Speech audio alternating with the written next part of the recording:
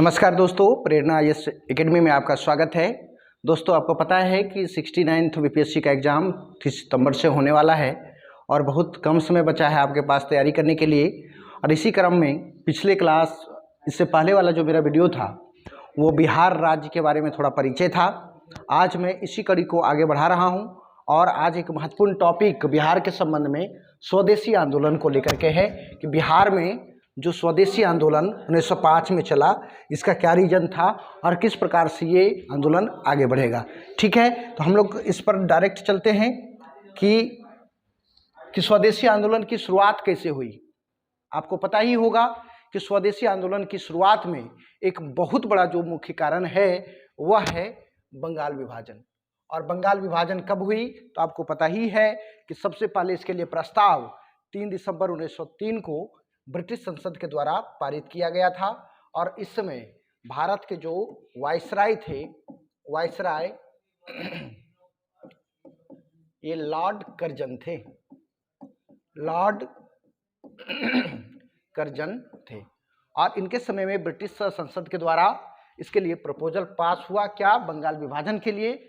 इसके बाद बंगाल विभाजन की घोषणा 20 जुलाई 1905 ईस्वी को कर दी गई और 20 जुलाई 1905 ईस्वी को कर दी गई। ये प्रश्न जो है 60वीं से 62वीं बीपीएससी के दौरान पूछा गया था और इसमें से आपका 20 जुलाई वाला भी ऑप्शन था और 16 अक्टूबर जो नीचे दिख रहा है ये भी ऑप्शन था। बहुत सारे लोग कंफ्यूज कर गए थे। घोषणा तो 20 जुलाई 1905 ईस्वी को की गई, लेकिन यह बंगाल विभाजन एक्चुअली लागू जो ऑफिशियल हुआ वह 16 अक्टूबर 1905 ईस्वी को हुआ। ओके, आगे चलते हैं बंगाल विभाजन के संबंध में। बंगाल का जो विभाजन हुआ, आपको पता ही है कि बंगाल, यहाँ पे थोड़ा सा मैप को यदि अध्ययन करें तो आपको पता चलेगा ये वाला पूरा रीजन ये बंगाल कहलाता था। और इसमें आधुनिक जो है, इसको यदि दो हिस्सों में बांट कर देखा जाए तो ये पूर्वी बंगाल और ये पश्चिमी बंगाल का हिस्सा होगा। और यहाँ पे बहुत सारी आबादी यानी बहुत बड़ी भारत की आबादी निवास करती थी। वर्तमान समय में पश्चिम बंगाल जो है वह बिहार, झारखंड, उड़ीसा और बांग्लादेश, जो आधुनिक बांग्लादेश है वह सारे इसके अंतर्गत आते थे। इतनी बड़ी आबादी थी। हालांकि बंगाल और महाराष्ट्र दो जगह पे भारत में रिवोल्यूशनरी जो मूवमेंट चल रही थी, महाराष्ट्र में जो क्रांतिकारी आंदोलन चल रही थी, इसका नेतृत्व आपको पता ही है वीडी सावरकर, उससे पहले चापयकर बंधु कर रहे थे। उसी प्रकार से बंगाल में भी 1902 ईस्वी के बाद यहाँ पे अनुशीलन समिति नामक एक रेवोल्यूशनरी जो मूवमेंट है वो आगे बढ़ा और यहाँ अनुशीलन पार्टी के कई अनुशीलन जो आंदोलन है उसके कई ब्रांचेस खुले, जिसमें से कलकत्ता में, इसके बाद एक ढाका में, पटना के बारे में भी प्रश्न पूछा जाता रहा है। तो कुल मिलाकर के देखा जाए तो बंगाल जो कि पूरी यहाँ पे बहुत बड़ी आबादी एक निवास करने वाले क्षेत्र है और इस क्षेत्र में इतनी बड़ी आबादी थी ही। और कलकत्ता जो है अंग्रेजों का राजधानी हुआ करता था। और बंगाल में मतलब भारत में जो संपूर्ण क्रांतिकारी जो आंदोलन का केंद्र है वो बंगाल बनता जा रहा था। ऐसी स्थिति में बंगाल का विभाजन लॉर्ड कर्जन की मानसिकता की एक उपज थी, जिसको कि सांप्रदायिक आधार पर विभाजन किया गया।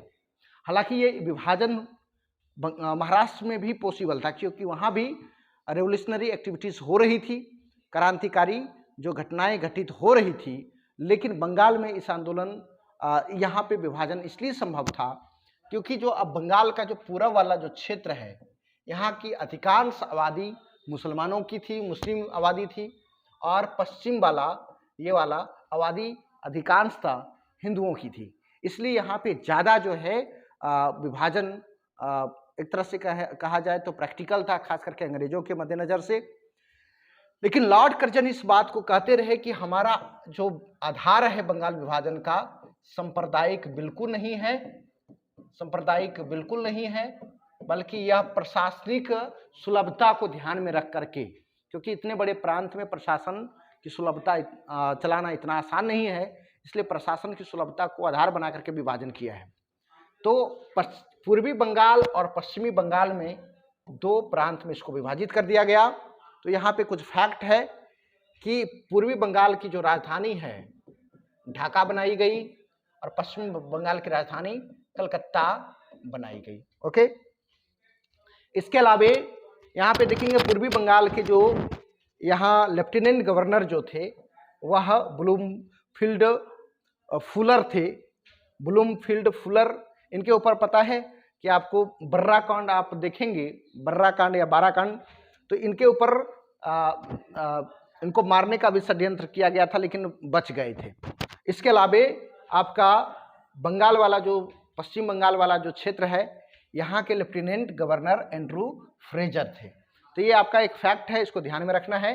नेक्स्ट यदि देखते हैं तो अब इसी बंगाल विभाजन जिसकी घोषणा आपका 20 जुलाई जैसा कि आपने पीछे देखा 1905 को कर दी गई थी, लेकिन आधिकारिक रूप से इसका जो विभाजन यह कब कर दिया गया तो 16 अक्टूबर को कर दिया गया, ठीक है, 1905 को।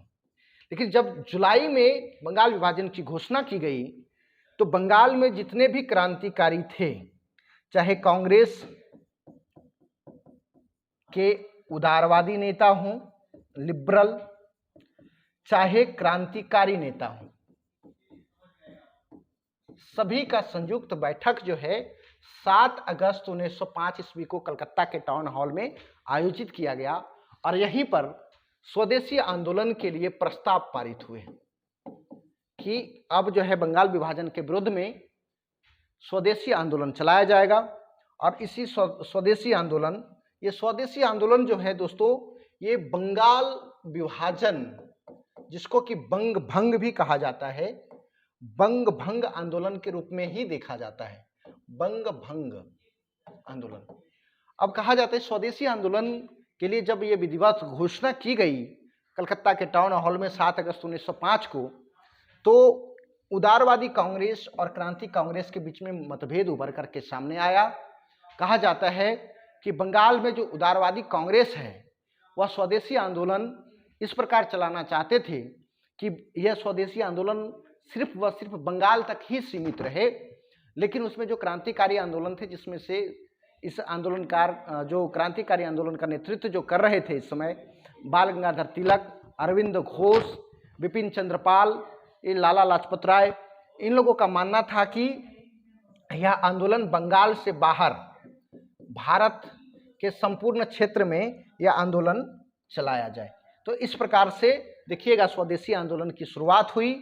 और ये जो आंदोलन है बंगाल में किसने नेतृत्व किया था, तो आपको ध्यान रखना चाहिए कि बंगाल में इस आंदोलन का नेतृत्व अश्विनी कुमार दत्त, सुरेंद्रनाथ बनर्जी इत्यादि लोग जो थे बंगाल में इस आंदोलन का लीडरशिप कर रहे थे। इसी प्रकार दिल्ली में सैयद हसन रजा, इसी प्रकार मद्रास में इस आंदोलन का जो नेतृत्व है चिदम्बरम पिल्लई, पूना और बंबई में इस आंदोलन का नेतृत्व बाल गंगाधर तिलक, इसी प्रकार से पंजाब में इस आंदोलन का नेतृत्व लाला लाजपत राय और अजीत सिंह कर रहे थे। तो कुल मिलाकर के देखा जाए आपके सामने ये फैक्ट आपको मिल गया है। आगे हम लोग चलते हैं स्वदेशी आंदोलन में कि बिहार में स्वदेशी आंदोलन का क्या इम्पैक्ट रहा। तो दोस्तों जिस दिन बंगाल विभाजन को लागू किया गया था 16 अक्टूबर को, तो 16 अक्टूबर को 1905 में देखिएगा बंगाल में गुरुदेव रविंद्रनाथ टैगोर के द्वारा बंगाल विभाजन में जो सांप्रदायिक आधार पर हिंदू और मुसलमानों के बीच में जो एक फूट डालने का प्रयास किया और इसको विभाजित कर दिया गया, एकता को खंडित किया गया, इसी को ध्यान में रख करके यहाँ पे रक्षाबंधन यानी रक्षाबंधन राखी उत्सव मनाया गया। कहाँ पे? 16 अक्टूबर को बंगाल में राखी उत्सव। वे देखिए राखी का मौसम आने वाला है तो राखी उत्सव मनाया गया। इसी प्रकार वहां से प्रभावित होकर के सरस्वती अकादमी के जो सहायक प्रिंसिपल थे जिनका नाम था सतीश चंद्र चक्रवर्ती, उन्होंने भी बिहार में 16 अक्टूबर को राखी बंधन दिवस मनाया, बंगाल से ही प्रभावित होकर के। ध्यान रहे ये सतीश चंद्र जो चक्रवर्ती थे या अश्विनी कुमार दत्त जो बंगाल में स्वदेशी आंदोलन का नेतृत्व कर रहे थे, उनके ही शिष्य माने जाते हैं। आगे देखेंगे बिहार में जो स्वदेशी आंदोलन के दौरान स्वदेशी वस्तुओं को अपनाओ और विदेशी वस्तुओं को बहिष्कार करने की विषय पर यहाँ पे देखिएगा कि 1906 ईस्वी में सुरेंद्र नाथ बनर्जी जो कि एक कांग्रेस के बड़े लीडर थे, वह मुंगेर आए और मुंगेर में उन्होंने भाषण दिया और मुंगेर में जो भाषण पड़ा उससे बहुत सारे बिहार वासियों पर इनका इम्पैक्ट पड़ा। आपको पता होगा कि मुंगेर से ही बिहार के जो प्रथम चीफ मिनिस्टर या तो प्रधानमंत्री कह सकते हैं, उसमें प्रधानमंत्री ही कहा जाता था, अब श्री कृष्ण सिंह, इसके अलावा भी कई नेता जो थे इस स्वदेशी मूवमेंट से काफ़ी प्रभावित हुए। देखिए श्री कृष्ण सिंह, तेजेश्वर प्रसाद, सारे लोग प्रभावित हुए और इन लोगों ने बिहार में युवाओं को स्वदेशी आंदोलन से जोड़ने के लिए बिहारी स्टूडेंट कॉन्फ्रेंस की स्थापना 1906 ईस्वी में बिहार में की। ओके, इसके अलावा आपको ध्यान देना है कि इस आंदोलन को और कैसे आगे बढ़ाया गया। 1906 तक बातें आ चुकी हैं। आगे इसी आंदोलन के दौरान जो क्रांतिकारी एक्टिविटीज होगी, हम स्पेशल भी उसका एक वीडियो बनाएंगे, मुजफ्फरपुर कांड। तो आपको पता होगा कि वहाँ के जो जिला जज थे किंग्सफोर्ड, उसकी हत्या करने के प्रयास के लिए आपका खुदीराम बोस और प्रफुल्ल चाकी ने प्लानिंग किया और 1908 ईस्वी में मुजफ्फरपुर बम कांड हुआ, जिसमें हालांकि जो जिला जज बच गए, लेकिन एक प्रिंगले कैनेडी दंपत्ति उसके आड़ में आ गए, मतलब उसके झांसे में आ गए, उसके गाड़ी पर बम फेंक दिया गया, जिसके कारण उनकी पत्नी और उनके एक ड्राइवर की मृत्यु हो गई। ठीक है, इसके अलावा देखेंगे बिहार में इसी तरह का एक्टिविटीज आगे बढ़ेगा। बॉयज एसोसिएशन, स्टूडेंट के द्वारा बॉयज एसोसिएशन, इसकी नींव देखिएगा बंगाल में जो क्रांतिकारी एक्टिविटीज चल रही है उससे प्रभावित होकर के 3 मार्च 1909 ईस्वी को दरभंगा राज के मैदान में तरुण या मतलब युवा होता है, तरुण संघ की स्थापना की गई, बॉयज एसोसिएशन की स्थापना की गई, जिसके संस्थापक कौन थे? सूर्य नारायण वर्मा। यह स्वदेशी आंदोलन देखिएगा बंगाल में एक प्रकार से उदारवादी कांग्रेसियों के द्वारा तो चलाया ही जा रहा था, लेकिन बंगाल से बाहर भी कई क्षेत्रों में क्रांतिकारियों के द्वारा यह आंदोलन चलाया जा रहा था, जिसमें कि अनुशीलन समिति की महत्वपूर्ण भूमिका थी। तो इसमें बिहार में ये प्रश्न भी कई बार पूछा गया है यूपीएससी में कि बिहार में अनुशीलन समिति की स्थापना कब हुई? तो बिहार में अनुशीलन समिति की स्थापना 1913 में पटना में की गई थी और ये पटना में जो स्थापना किया गया था सचिंद्र नाथ सन्याल के द्वारा किया गया था। हालांकि सचिंद्र नाथ सन्याल को बनारस कांड जो है उसमें इन्हें आजीवन कारावास की सजा मिल गई थी, इसलिए अनुशीलन समिति का बिहार में जो संगठन करता थे उनके बारे में यहाँ पे लिखा हुआ है बंकिम चंद्र मित्र, जो बीएन कॉलेज जो है बिहार नेशनल कॉलेज, उसके एक छात्र थे, उन्होंने बिहार अनुशीलन समिति को आगे बढ़ाया था। तो दोस्तों आज का वीडियो बहुत ज़्यादा लंबा नहीं करेंगे, आप प्रैक्टिस करते रहें और इस वीडियो को देखें और लोगों को भी इस वीडियो को शेयर करें और चैनल को सब्सक्राइब करें। इसी प्रकार से एग्जाम तक महत्वपूर्ण टॉपिक पर जो बिहार का जो इम्पोर्टेंट हिस्ट्री का पार्ट होगा और भी सब्जेक्ट का, तो हम इसी तरह वीडियो लाते रहेंगे। इस चीज़ को रिवीजन कीजिए और एग्जाम तक आप लोग एकदम लगे रहिए, आप लोग का रिजल्ट निश्चित होगी।